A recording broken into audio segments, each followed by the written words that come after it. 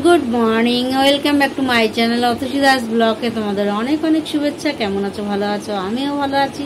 এখন থেকে আমি আমার ব্লগটা স্টার্ট করে দিলাম। উঠেছি তো অনেক সকালে, কাজকর্ম করতে তো হবেই। কি করি না করি প্রত্যেকদিন তোমাদের সঙ্গে শেয়ার করি, আজকেও করবো। তার আগে পুরো ভিডিওটা দেখবে, কেউ স্কিপ করবে না। ভালো লাগলে অবশ্যই লাইক করবে, সাবস্ক্রাইব করবে আর ঘন্টাটা বাজিয়ে দেবে। যখন আমি নতুন নতুন ভিডিও চলবো তোমাদের কাছে নোটিফিকেশন চলে যাবে আর তোমরা টুক করে দেখে নেবে। চলো দেখতে থাকো, সাথে থাকো। দেখো, রাত্রে খেতে বসে গেছি। আমি খাচ্ছি মাংস ভাত আর মাসি খাচ্ছে দুধ দিয়ে, পান্তুয়া দিয়ে, চিনি দিয়ে একদম মেখে। খুব সুন্দর পান্তুয়াটা একদম মেখেছে, এত সুন্দর। আর রানাঘাটের পান্তুয়া মানে একদম দারুণ খেতে, দারুণ। কি বলবো, না খেলেই বুঝবেই না। এই কিছুক্ষণ আগে খাওয়া দাওয়া শেষ করে ওদিকে সমস্ত কাজকর্ম সেরে চলে এলাম তোমাদের সঙ্গে কথা বলতে। আর আজকে রাত্রে কি খেলাম না খেলাম যতটা পারলাম তোমাদের সঙ্গে শেয়ার করলাম, তবুও তাও একবার বলে দিই। আজকে রাত্রে ছিল মাংস আর ভাত আর আলু পেঁয়াজের তরকারি। এটাই ছিল আজকে রাত্রের ডিনার। আর আজকে সকাল থেকে কী রান্না হয়েছে, কি খেয়েছি না খেয়েছি তোমাদের সঙ্গে তেমনভাবে হয়তো শেয়ার করতে পারিনি, তবু বলে দিই। আজকে দুপুরে রান্না হয়েছিল মাংস, আর হয়েছিল অনেক কিছুই হয়েছিল, আর নিরামিষও রান্না হয়েছিল। সেইগুলো আমি খাইনি, যাই হোক ওই মাংস দিয়েই খেয়েছি। আর নিরামিষ সবজি টবজি দিয়ে একটা ডাল দিয়ে, মুসুরির ডাল দিয়ে একটা মানে খিচুড়ির মতন করা হয়েছে। খিচুড়ি ঠিক না, ওরকমই টাইপের করা হয়েছিল। অনেক রকমের পটল ঝিঙে টিঙে দিয়ে একটু সবজি দিয়ে করা হয়েছিল। ওটা করা হয়েছিল মার জন্য, আর মা আর মাসি ওটা নিরামিষ, ওটা খেয়েছে। আর আমরা খেয়েছি মাংস দিয়ে। মাংস আর কি ছিল? মাংস ছিল, রুটি ছিল। রাত্রির কথা বলিনি, আনতে ছেলে রুটি ছেলে। যাই হোক দুপুরে ওই খেয়েছি। আমি তো মাংস হলে আমার আর অন্য কিছু লাগে না। ছিল তোকে বলতে বলছি। হ্যাঁ, ঠিক ঠিক ঠিক ঠিক পটল, আলু পটল দিয়ে সর্ষে দিয়ে ঝাল ছিল, ওইটাও খেয়েছি। আমি তো পটল পছন্দ করি না, সুতরাং আমি আলুগুলো দিয়ে মেখে খেয়েছি, বেশ ভালোই লেগেছিল। এই রান্না হয়েছিল। আর তারপর রান্না করে একটুখানি কাজ ছিল, বেরিয়েছিলাম, সেই কাজগুলো সেরেছি। কালকে পুরো কাজটা সারা হয়নি, এখনও কাজটা বাকি আছে, তা সেখানে যেতে হবে। যাই হোক, সেখানে গিয়ে সেই কাজগুলো শেষ করব। কতটা কি হবে জানি না, তবুও যেতে হবে। ব্যাংকেরই কাজ ছিল সেগুলো, কিছু নাম টাম একটু চেঞ্জের ব্যাপার ছিল, সেইগুলো করতে হবে। আর অর্ধেকটা করা হয়েছে, এখনও বেশিরভাগটাই বাকি আছে। দেখি কতদূর কি হয়। কালকে যাব ভেবেছি, জানি না যাবো তো ভাবছি কালকে যেতে পারবো কি না। আর কয়েকদিন ধরে তো ঘুম তেমনভাবে হচ্ছে না। এবার ভোরবেলা আমি অনেক রাতে ঘুমোচ্ছি, ভোরবেলা তাড়াতাড়ি উঠে যেতে হচ্ছে, সুতরাং আমি একটু দেরি করেই উঠি। আর এখানে তাড়াতাড়ি উঠে যেতে হচ্ছে। এমনি জেগেই থাকি, অসুবিধা নেই, তাড়াতাড়ি তো উঠতেই হবে। যাই হোক, আর আজ সন্ধ্যেবেলার টিফিন কি করেছি সেটা তোমাদের সঙ্গে শেয়ার করি। আজ সন্ধ্যেবেলার টিফিনে অনেক কিছুই ছিল। চিড়ে ভাজা খেয়েছি প্রথমে, তারপরে খেয়েছি আলুর চপ। কটা খেয়েছিস? দুটো। আর আমি একটাই খেয়েছি, আর সবাই একটা করে খেয়েছি।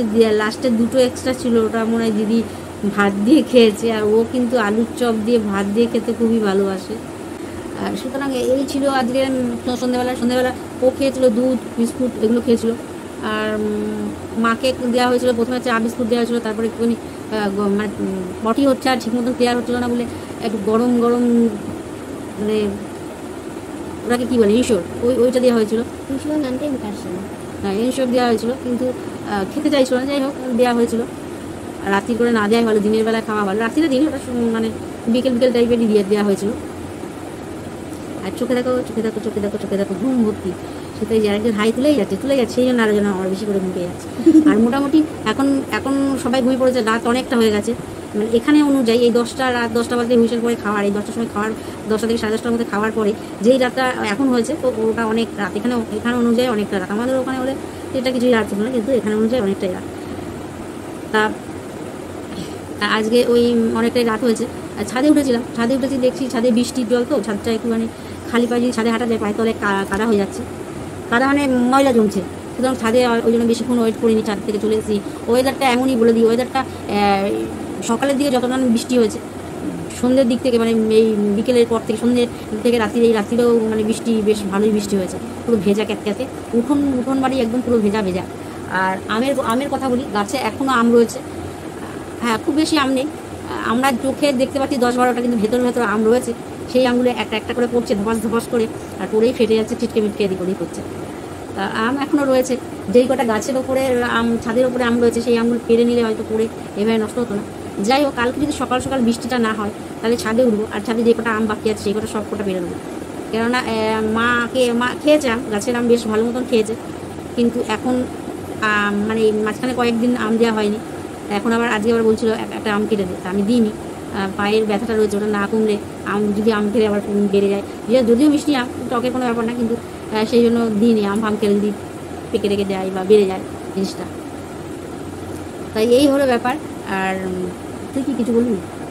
কী বলবি? আমার দিকে থাকি বললে তাড়াতাড়ি বলবি। আমি একটি কবিতা বলতে চলেছি, তার নাম হচ্ছে একদিন রাতে আমি স্বপ্ন দেখিনু। কবিতাটির কবি হচ্ছেন রবীন্দ্রনাথ ঠাকুর। একদিন রাতে আমি স্বপ্ন দেখিনু, চেয়ে দেখো বলে যেন বিনু, চেয়ে দেখি কোথাটি গড়গা পিঠতে, কলিকাতা চলিয়াছে মরিতে দেওরা গন্ডার বাড়ি গুলি সোজা, চলিয়াছে দুর্দা জানালা দরজা, রাস্তায় চলিয়াছে অজগর সাপ, পিঠে তার ট্রামগাড়ি পরে দুর্দা, দোকান বাজার সব নামে আর উঠে, ছাদের গাড়িতে ছাদ করে মাথা ফুটে, হাওড়ার ভিড় চলে মস্ত সেজে, আলিশান রেপ চলে তার পিছিয়ে মনুমেন্টাল দৌড়ে যেন থাকা হাতে, শূন্য দুলিয়াছে মাটি, আমাদের স্কুল ছুটে হন অঙ্কের বই ছুটে না করান, ম্যাপগুলি দেয়ালে তোরা সফট, আগে যেন মারিতে পাকা ঝোপট, ঘন্টা দোলে জন বাদে, যত বেলা হোক তবু থামা না যায়, লক্ষ লোক বলে থামো কোথা হতে কোথা যাবে একই পাগলামো, কলিকাতা সোনার কিছু লাল দেয়ালে, নিত্যের নেশাতে স্তম্ভের দেয়ালে, আমি মনে চিন্তা কোনায়, কলিকাতা চাকনাকে সোজা বোম্বাই, দিল্লি লাহোরে যাত্রা আপনার আগ্রার মাথায় পাক দেখবো পাইতে না ইংরেজি যুগে দিলে দিয়ে জুটে, ইংরেজ খবর সবাই মুখ অ্যাড করে, কৃষির শব্দে হয়ে গেছে, বেশি কলিকাতা আছে কলিকাতা। নমস্কার বলতে নমস্কার। তা কবিতাটা তোমাদের কেমন লাগলে অবশ্যই কমেন্ট করে জানাবে। আর চেষ্টা করেছে, মুখস্থ করেছে, বেশ ভালো বলেছে, কিন্তু ওই হয়তো কবিতা শিখে না, আর যে আটপর করে কবিতা বলতে হয় সেইভাবে শিখে কবিতা বলেনি, কবিতাটা মুখস্থ করেছে আর বলে দিয়েছে। কবিতা নতুন করে মানে ছন্দ মিলিয়ে আর্ট নিয়ে যদি বলতো তাহলে আরও ভালো হতো।